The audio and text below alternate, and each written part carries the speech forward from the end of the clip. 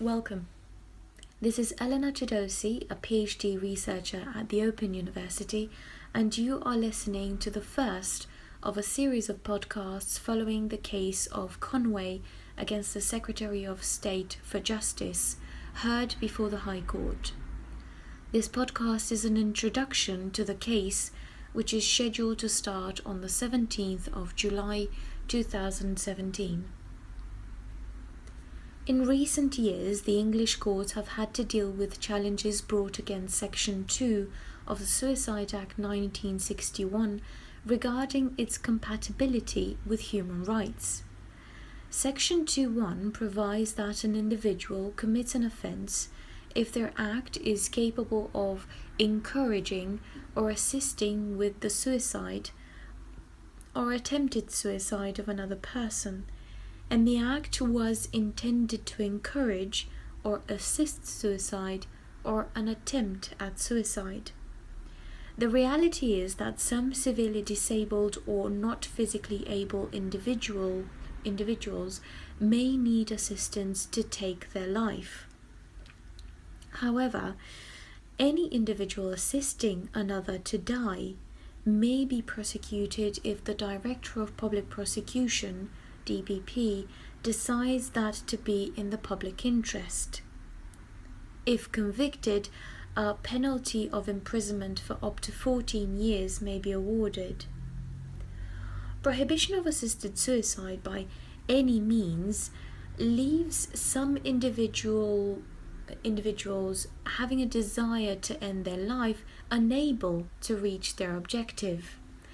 The emphasis is on having the option for assisted death available to them.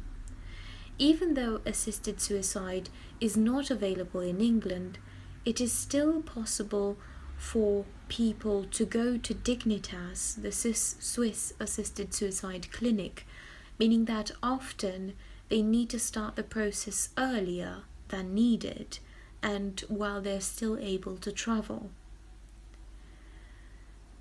In May 2017, the High Court gave permission for two different prosecutions to be advanced. Firstly, for Noel Conway, this being the case this podcast series will follow, and secondly for Omid T, which is in the process of gathering evidence, while representatives for Omid are also awaiting judgment in Conway. Albeit the submissions advanced by the two are slightly different, they both call into question the compatibility of Section 2 of the Act. Tomorrow, the 17th of July, will be day one for the case of Conway against the Secretary of State for Justice.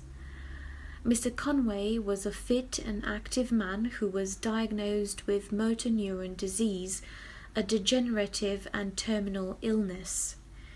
In November 2014, he was informed that he may have a life expectancy of between 6 and 18 months. He has lost his mobility, uses a wheelchair, and needs assistance with many everyday activities. Initially, an application was brought before the High Court asking for a judicial review of legislation on assisted suicide, and this was dismissed by two judges, while the third, Mr. Justice Charles, agreed that permission should be granted. Supported by the Dignity in Dying organisation and backed by a crowdfunding page, Mr. Conway made an application before the appeal court, which consequently overturned the decision of the High Court, allowing him to have a full hearing. This will be the first attempt to challenge the legislation prohibiting assisted suicide since 2015, when the attempt for change of legislation was rejected by MPs. This was possible following the decision in the case of Nicholson, when Lord Falconer introduced the Assisted Dying Bill.